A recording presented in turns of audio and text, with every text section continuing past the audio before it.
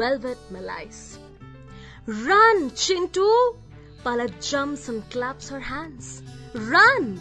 she yells in an effort to make herself heard over the other shouting, hooting bystanders. Chintu zigzags through the line of opponents and springs like a mad dog. Every inch of his being, his hair, his face, his clothes, is drenched in sweat. "Rehan, catch him!" A pin-sized boy standing behind Palak cheers, and she gives him a dirty look. Kho-Kho is by far the most serious sport in the village. And although there isn't any other local competition, the one school that the village has to its name takes part devotedly in the annual inter-school Kho-Kho tournament, visiting nearby small towns every year without fail to battle their players. New members for the boys' team are yet to be selected, though the practice sessions have already begun in full swing. The eager contestants spend hours together on the field, even when the teacher in charge, Amit, isn't around, which is most of the time. Amit is in fact a history teacher. Hiring an actual sports teacher, especially to train the children, is beyond the school's budget. Even those who are no good at any kind of sports activity, including the teachers, do their best to blow their own trumpets by assisting Amit, while at the same time trying not to annoy him, which makes for quite a bit of entertainment for the potential team between practices. While the aspiring team members perspire day in and day out, others who are interested in the game but aren't good enough to be shortlisted line the field to watch. And though Gangadhar protests meekly, the staff downright refuses to listen. At present, Rehan is the one chasing Chintu. In no time, he tags a boy called Ali, who, after pursuing Chintu for a while, tags their most trusted player, Raghu. "Phew! I wonder what's biting him," exclaims Ali as he squats in the space left vacant by Raghu. Beads of sweat cling to his forehead. Chintu is galloping across the field with surprising abandon, and the spectators are beginning to wonder if the spirit of an athlete has taken over Chintu's body. "He can't run from Raghu for long," replies the boy beside Ali. Raghu is charging Chintu like a ravenous predator desperate for its prey. Chintu skips over to the other side, expecting Raghu to tag someone else. Raghu, however, seems to have taken it upon himself to finish the game. No matter how much Chintu tries, Raghu is still slicker than him, faster than him. The distance between them keeps reducing by the second, and the audience goes crazy with the tension. Chintu seems to be on the verge of collapsing, and Palak knows for a fact that he will if this doesn't stop soon. His face is red with exhaustion, and it's quite evident that he can't take it anymore. He slows down a bit, giving Raghu an unwilling chance to catch him and get it over with.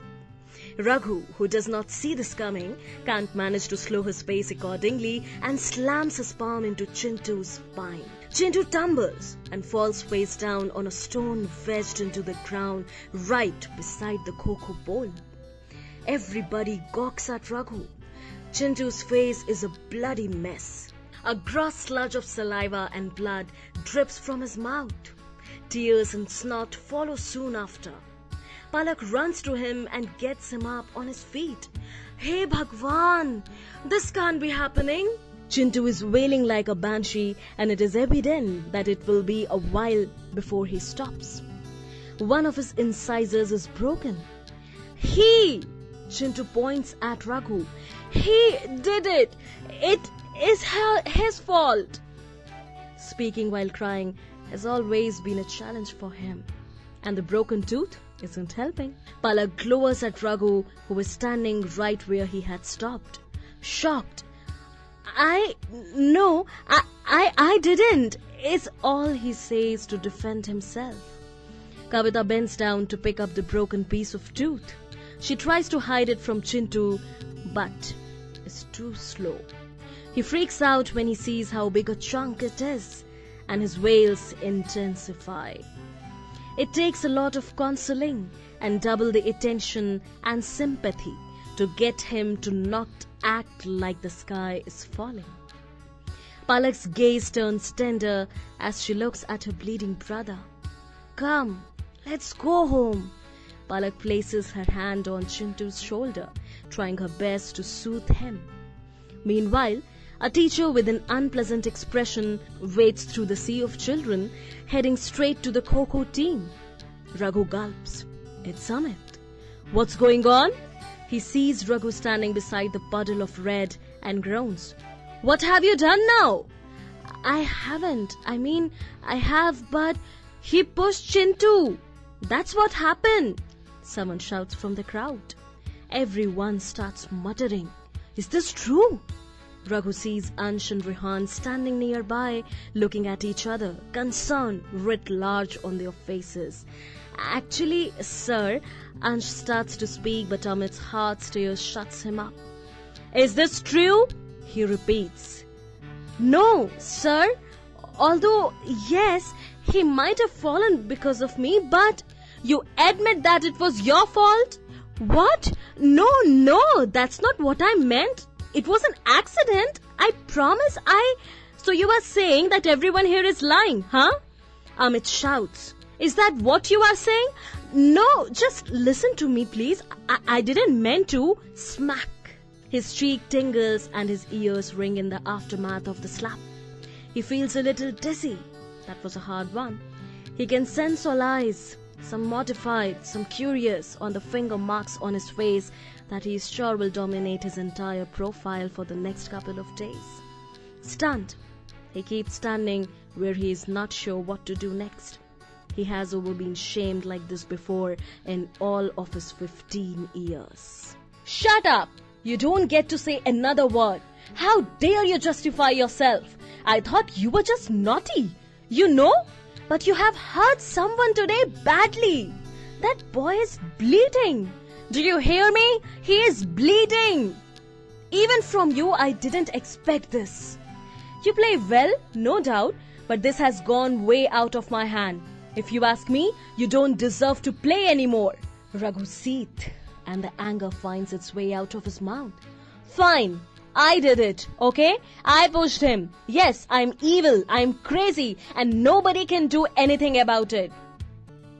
He walks past the startled teacher, and the crowd parts silently to let him pass.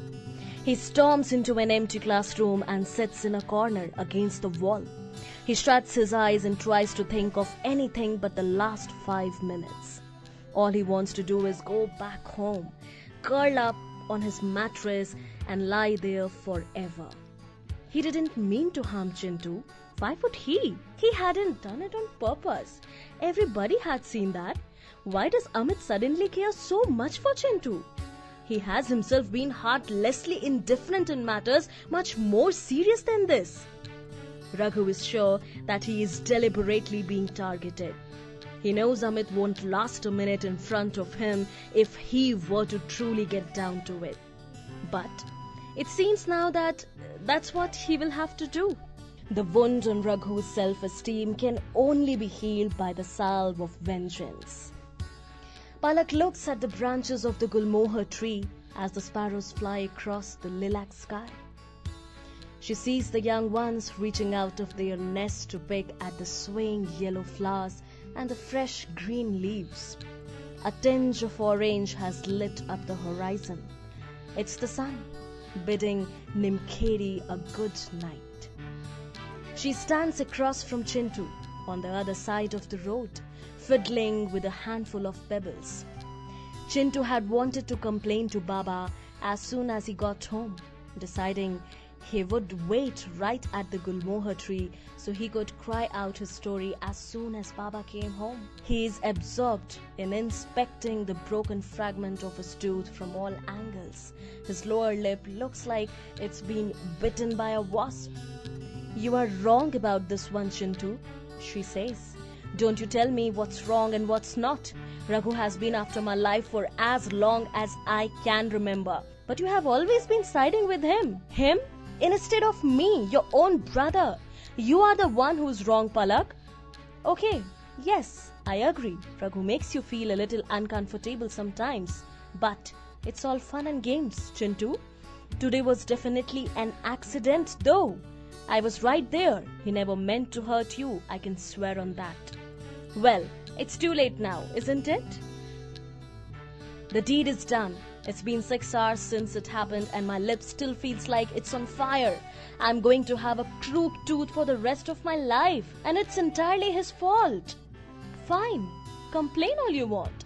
But we surely don't need to stand here waiting for Baba. You can complain once he is home. No, Palak, you don't understand. I have waited long enough. They stand silently for a while. Palak says softly, you know, this will get Raghu into a lot of trouble, don't you? Chintu defiantly stares at the ground, refusing to look Palak in the eye. That's his problem, he mutters under his breath. Palak steps away. Okay, that's it. You can't keep waiting here. I'm going home. She marches off and Chintu is left standing alone under the tree with the nestlings for company. Soon he sees 2 figures walking towards him, silhouetted against the setting sun. Baba looks quite weary and Ma looks even worse. But this is an emergency, something he should have done a long time ago. He thinks back to the night Baba had scolded both Palak and him for keeping Raghu's company. He opens his hand to examine the half of his tooth for the 100th time that day. You have gone too far this time, Raghu. Chintu shakes his head. Watch me now. He knows his father won't go easy on Raghu's, who in turn would definitely not let that bully off without a nice, long shouting, maybe even a thrashing. Chintu? Ma seems puzzled. They are coming closer now. One step, then another. This is it. Finally, his moment of salvation is here. What happened to your face? Baba inquires, frowning. I have a lot to tell you, Chintu says proudly. He narrates the entire story to them and Sitaram's face contorts with every word Chintu utters. Kamla, however, is just concerned about her son, not bothered one bit about how all the drama might end. How many times we have told you, huh? She chides him. We have told you 100 times not to play with him. Have we or have we not? She blows on her pallu and holds the warm cloth against Chintu's swollen lip. Oh, my dear, poor boy. Sitaram, on the other hand, is fuming. That scoundrel, he has the audacity. He bellows. Come on with me, Chintu. We are going to Shiva, now. Chintu gladly follows, with Kamla trailing behind them. When they arrive, Sitaram knocks a little too vigorously on the open door. An annoyed Yashoda replies from somewhere out of sight. For the last time, no! I am not giving you rascals your ball back. Enough is! She appears at the door with a cup of tea in her hands. It is only now that she realizes who the visitors are. Namaste. How come you are here? Where is Shiva? Sitaram demands. Hold on, he must be around here somewhere. She arcs her neck to look outside. There. He's coming right here. Shiva's exhaustion is obvious and it's clear from his face that he is in no mood to entertain frivolous talk. Yeah, he says without preamble, looking at Sitaraman droopily. Your son is causing a lot of trouble, Sitaram starts. I know, comes the reply. Sitaram, not expecting such a matter-of-fact response, is taken aback momentarily but recovers in the next minute and pulls Chintu out of his mother's arms. He makes him stand between the two men, holds his chin tightly and angles his lip so Shiva can see the damage his son has done. Yashoda is standing beside her husband, sipping her tea nervously. Look at the boy's lip. So, Abhi bit him. Why are you here again? It wasn't Abhi. It was your son. Huh? Raghu bit him? You think I'm here to joke? Don't fool around with me. Raghu pushed Chintu and he fell and broke his tooth. Look at what your son has done to my boy. Is this what you have taught him? Yes, you are right. This is what I have taught him, Shiva says, putting away his tools by the wall. Chintu's parents gawk at Shiva, offended, while Yashoda tries to hide her nervous giggles by sipping her tea noisily. Shiva exhales and crosses his arms. Fine. I apologize on his behalf, okay? I am really sorry. But I am sure you also know that this isn't my teaching. He just, I don't know, taught himself. And if you think of a way to straighten out his completely twisted sense of fun, please do let me know. He pats Chintu's head and walks into the house. As he thinks for the umpteenth time about how to handle Raghu, he looks right through Yashoda and her meek offerings of tea as she follows her husband inside. The following day, Raghu makes it to school early. The sweeper is the only one in sight, which is a good sign. Just to be sure, he peeps into the staff room. He finds it all clear, so he jogs through the corridor and unbolts the door to his classroom, careful not to touch the fine bristles of the velvet pots he is carrying. He can't be found scratching his own hands. He might as well wear a placard saying he did it. He walks up to the teacher's chair and takes a deep, long breath. The first period is Amit's. Here we go. He cautiously holds the petioles and brushes them against the flat wooden seat of the chair. What Amit did yesterday was not right. This is what he deserves. Raghu convinces himself once more. This is his idea of revenge, of settling scores. Raghu recalls Amit's smug look from the day before and brushes the pods with renewed anger against the chair. So every inch of the seat now has a generous sprinkling of the pod's fine hair. In case Amit does not sit on the chair, he usually takes classes standing. The next teacher, the village sarpanch, Hiraman, will. That surely will not end well, but the satisfaction is worth the risk, Raghu thinks. After his work is done, Raghu sits down on the floor, stares at his handiwork, and waits for the other students to start trickling into class. But the assembly bell soon echoes through the school corridors and all the students rush out to line up for the morning assembly. Raghu sees some latecomers darting to reach before the daily prayer starts. He saunters out to the school ground and joins a random line at the back. They are soon dispersed and now it's time for classes to begin. He takes his usual position at the back of the room and watches the yapping children file in. They have no clue whatsoever about the event of a lifetime he has lined up. The children are followed by the stout Amit with a stay away from me vibe. Listen everybody, Amit addresses the class. He doesn't have to make much of an effort to make himself heard, unlike the other teachers. Everyone stops, fidgeting at once. Open your books. You are all familiar with the usual rule. Shut up or get out. The class turns silent. Raghu looks at Amit's muddy feet. He must have gone to the field this morning, Raghu thinks, expectant now. Please be tired, Amit. Please be tired. You are an old man after all. Rehan? Amit barks, swiftly scanning the sky. Where's Rehan? Rehan meekly raises his hand. Yes, sir. Read. Rehan obeys. Raghu turns to his book, seeking shelter from the teacher's hawk-like eyes. The last thing he wants is to be picked on in public again, which he knows Amit will willingly do if given the slightest chance. Both of them keep stealing glances at each other, though. Raghu catches Amit wincing once, hunching over to keep his hand on his left knee, and his heart does a little anticipatory dance. Yes! He whispers to himself. Sit down, sit down. However, it turns out to be just an itch on Amit's cuff, and Raghu's spirit falls. The cycle of anticipation and disappointment continues through the class. Amit, as is his habit, rests his elbows on the backrest of the chair as he explains the concepts from the textbook or walks around the classroom as Rehan reads. Every time the teacher comes within a foot for the chair, the hair on Raghu's arm stands on end.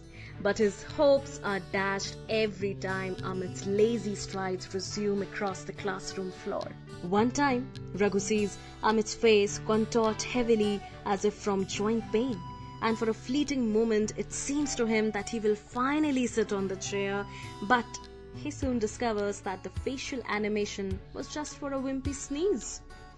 In what seems like no time at all, the gong of the school bell announcing the end of the period reaches Raghu's ears. No! All the people are looking at him now, even Amit. Is there a problem, Raghu? He asks with a comically raised eyebrow. It is only then that Raghu realizes that he had very stupidly shouted out loud in class, no sir. He drops his gaze. When he looks back up, Amit is gone. What? Raghu elbows his neighbor. Ali, where did Amit go? Well, the class got over. He can't stay here forever. Oh, this is not how it was supposed to happen, he mutters, getting up. God, no. I didn't know you liked Amit's class this much, Ali says, confused. Yes, better you think that way, he says, hopping and jumping between the rows of children, desperate to get his hands on the chair. When he finally reaches it, he lifts it with utmost care and rushes out of class with it. He pushes past everyone in his way and goes straight to a corner of the school, holding on to the chair tightly. They do keep a broom here, he thinks, looking around. Moment. Holding the broom in one hand and the chair in the other, relieved that for once in his life he has managed to handle a problem by himself. Raghu? Dread swallows him whole. A timid, yes, sir, escapes his mouth. He quickly turns around, almost smacking the broom into the teacher's face. What do you think you are doing? Hiraman is puzzled at seeing the boy so flustered. Do you mind taking the chair back to class? Raghu doesn't reply. He just stares back. Did you hear what I said? Take the chair back. This time the command is firm. Raghu silently obliges. He drops the broom and turns back towards class, cursing under his breath. Hiraman follows him with furrowed brows. Placing the chair back at its unfortunate place, Raghu sits as quiet as a mouse, watching the horror of the seated teachers' changing expressions. Oh God, already? This was supposed to take time. It seems like in his excitement, Raghu had overdone the coating. There is a strange frown on Hiraman's face and he shifts into a wider posture. Ali, I expect you know where we left off last time. Stand up and read to the class. I forgot something in the staff room. I will be right back, he says with uncomfortable pauses. Hiraman makes quite a spectacle of himself as he gets up and walks out with an awkward gait. Raghu dashes to the door and peeps outside, careful to stay hidden. A few others join him and they can hardly stifle their amazed laughter as Hiraman takes a turn into washroom instead of the staff room. His hands hovering in a protective way around his behind, he doesn't come back. A little while later, Raghu is sitting in a corner of the class, while the message that he has been summoned to the headmaster's office is delivered to him. Certain that his life is now about to end, he prays to God and asks for absolution for all his sins. He finds for a moment outside Gangadhar's room, takes a deep breath and knocks on the door, which is more of a pat, really. But he doesn't need to ask for permission to enter. He knows his teachers are waiting for him inside.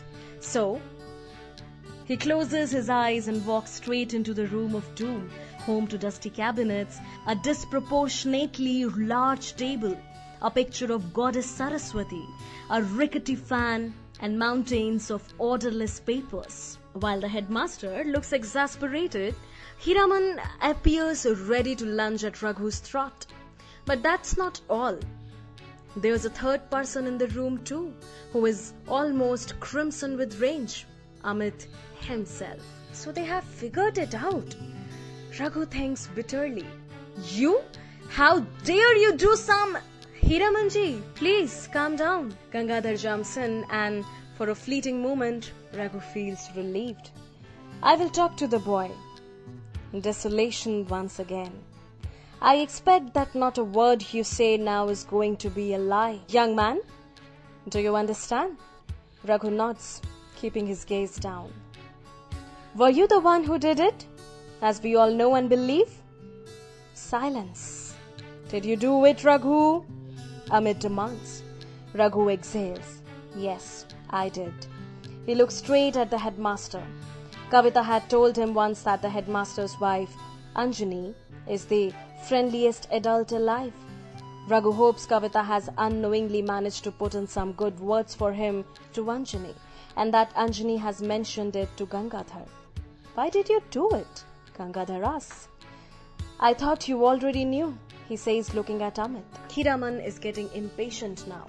Just say it, boy, he urges, giving his behind a little scratch. Okay then. I did it because Amit sir wasn't particularly nice to me on the field yesterday. Amit rolls his eyes. This was my retaliation. I sincerely apologize to Hiraman sir though. I didn't mean for him to sit on the chair. I'm really sorry. Sorry, my bloody foot. You don't get to say sorry after embarrassing a teacher. Hell, the sarpanch of your goddamn village in this manner. In my opinion, Amit tries to sound wise. As punishment, Raghu should be kicked out of the Kho-Kho team without any second thoughts. First that poor boy Chintu and now this? This is setting a very bad example. We better hope other students don't follow his lead. I agree. Throw him out. Who cares? Mutters Hiraman. I do. Gangadhar intervenes again. A long debate follows these two words in Raghu's defense, most of which eludes Raghu's understanding. Thanks to the so articulate nature of the teacher's speech, Amit and Hiraman thunder through their arguments, and the headmaster, after quietly listening to them, explains his own stand and leaves all their of them mum. I'm afraid you are being a little too harsh. He begins calmly. We can't kick him out of the team. He's the best we have got, after all. We have to think of the skill too. He cuts off Amit by bluntly telling him that he, in this case, is wrong. He shouldn't have slapped Raghu without knowing the whole story. He expresses his deepest regret over what Hiraman had to endure and manages to convince him that the incident was not related to him whatsoever. It was just horrible luck, if it may be called so. As for Raghu, he is too overwhelmed to say much, except a mumbled, "Thank you." Life isn't that easy, young man. Your parents and I are still going to have a nice cup of tea over this. Gangadhar nods at the door, dismissing him. Ansh hangs on to every syllable attentively. Raghu mimics the way Hiraman had marched out of class, describing to his friend the thrill he had felt feeding off the teacher's embarrassment. And although Ansh feels a little guilty, he can't help but giggle at the older man's ignominy. As they walk through the village, everybody seems to be staring at the notorious lad. It had slipped Raghu's mind that stories such as this spread like wildfire. The school day had passed in a rush of laughs and praises from his fellow students for his fact of pure brilliance. Home, however, is not as sweet. The ghastly silence is broken only by the sound of the utensils Ma is washing. Baba is sitting in one corner, mute, staring at Raghu with a gaze so cold. Raghu shivers. Sit here. Baba motions to him to join him on the floor. I just remembered. Ansh, who had tagged along, stammers, I need to go get something. He flees out of the house, leaving Raghu alone to face another apparent session of therapy. Why did you do it? Shiva asks. I'm sorry, I did it. Raghu mumbles, rooted to the spot. I asked, why? Well, Chintu accidentally fell because of me and broke his tooth. It happened unintentionally, I promise. Yes, so I have heard directly from his parents. I'm surprised you remembered to mention it at all. I was just going to tell you. Bakwas! What rubbish! Are you sure it was purely an accident? Do you swear by it? I am. I do. But I am still not able to see why you would even think of putting velvet pod hair on the Sarpanch's chair. You will, if you just listen to me, Raghu whispers. Shiva looks offended, but Raghu continues anyway. So Amit gave me a Amit sir. Yes, Amit sir slapped me in front of the entire school. He wasn't even ready to listen to my side of the story. I got angry, obviously, so I brushed the itchy pods on the chair. They were meant for Amit. Amit sir. Not Hiraman sir, but then Amit sir didn't sit and Hiraman sir did, so here I am. Do you think what you did was right? I'm not sure. Silence! Get out! Okay. Raghu gratefully obliges.